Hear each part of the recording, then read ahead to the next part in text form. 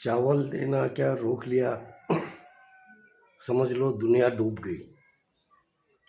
मोदी जी ने कर्नाटक के बारे में चावल नहीं बेचने का फैसला ले लिया और कर्नाटक को ऐसे ही उन्होंने इंटीमेशन दे दी, जबकि कांग्रेस ने कर्नाटक के हर गरीब नागरिक को 10 केजी चावल देने का ऐलान इसके पहले ही कर चुकी है।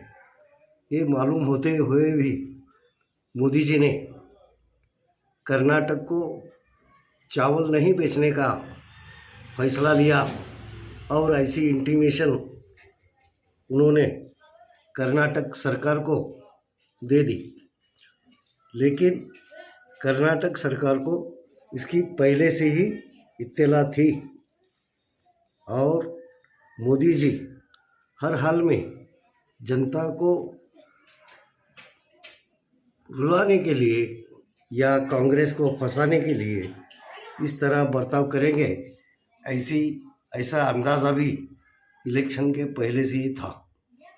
जब कर्नाटक के जनता ने हर हथखंडों से मोदी जी को नकार दिया, यहाँ तक कि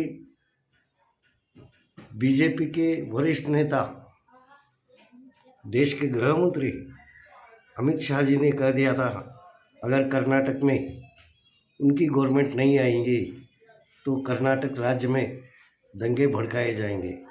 और उसी तरह उन्होंने कोशिश भी की, किंतु एक ही महीने के अंदर उनकी ये कोशिश फेल हो गई और जनता ने समझ लिया था कि अगर बीजेपी का राज इस देश में आएगा तो इस देश में गरीब जनता की कोई अहमियत नहीं रहेगी। ये सोचकर उन्होंने कांग्रेस को जिताया और कांग्रेस ने जो बाद में 5 हमें वायदे किए थे जनता से, उसमें से कई वायदे तो पूरे कर लिए, लेकिन अभी कुछ वायदे पूरे होना बाकी हैं। यानी कि सरकार आकर ज़्यादातर महीना बीत चुका है और 1 महीने का राशन जो कांग्रेस पार्टी ने किया था हर व्यक्ति को 10 केजी देने का, उसमें उतरना सरकार को संभव नहीं था, क्योंकि कर्नाटक सरकार पास जितना भी स्टॉक था अनाज का, वो स्टॉक कम था और इसलिए उन्होंने केंद्र से चावल मांगा था। लेकिन केंद्र ने तुरंत उनके इस मांग को ठुकराया और कह दिया कि हमें तुम्हें चावल नहीं दे सकते, जबकि कर्नाटक में 7 करोड़ 80 लाख टन चावल अब भी गोडाउन में पड़ा है जो मोदी सरकार के अंडर में है। लेकिन मोदी जी ने कह दिया हम तुम्हें चावल नहीं दे सकते। उनकी मंशा ये थी कि जो अब सिद्धरामैया सरकार है वो कर्नाटक की जनता के गाली खाए और वो राशन नहीं दे पाएगी। लेकिन हुआ कुछ अलग। सिद्धरामैया जी ने बताया, कर्नाटक के सीएम सिद्धरामैया जी ने बताया, चावल तो हमें मुफ्त में नहीं चाहिए था, वो खरीद के लेने का था और वो गरीबों को देने का था। अगर तुम नहीं देते हैं तो नहीं है, ठीक है, लेकिन जनता ये जान चुकी कि आपके हेतु में खोट है, आपकी नीयत में खोट है और आप गरीब जनता को ये चावल नहीं देना चाहते। 34 रुपया 70 पैसा इस भाव से ये चावल खरीदा जाता था केंद्र से, और केंद्र ने जब इसे नकार दिया तो सिद्धरामैया जी ने तुरंत अगली कार्रवाई की और तमिलनाडु जाकर तमिलनाडु के मुख्यमंत्री से बात कर उन्होंने 2,80 करोड़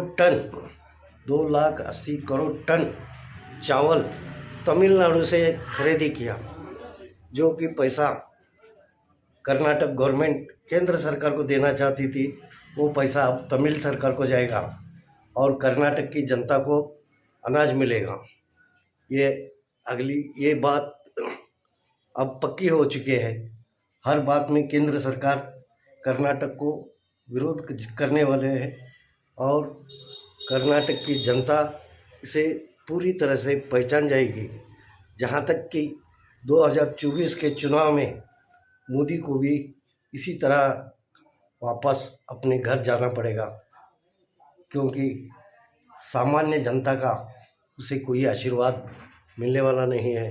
जो गौर गरीब जनता कर्नाटक सरकार के बातों में आकर उसे सत्ता पर बैठाया है, उस पूरे वायदों को उतरने की कोशिश सिद्धरामैया और उनके सब सरकार कर रहे हैं और इसका अंजाम भी 2024 के इलेक्शन में देखने को मिलने वाला है।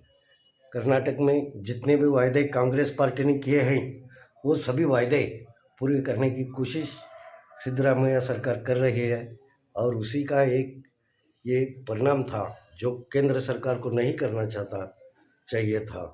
मोदी जी ने वो कर दिखाया, जिससे मालूम हो पड़ा कि मोदी सरकार ये गरीबों के खिलाफ लड़ने वाली सरकार है, गरीबों को हेल्प करने वाली, मदद करने वाली सरकार नहीं है। ये अब जनता जान चुकी है और इसके नतीजे में उसे उसका अंजाम 2024 के इलेक्शन में भुगतने पड़ने वाला है। धन्यवाद भाइयों। अगर आप हमारा चैनल को सब्सक्राइब नहीं किए हुए हैं तो सब्सक्राइब कीजिए और हमारे चैनल को लाइक कीजिए, जिससे हमारा उत्साह बढ़ता रहे और आप तक हम सच्ची खबरें दिखाते रहें। धन्यवाद।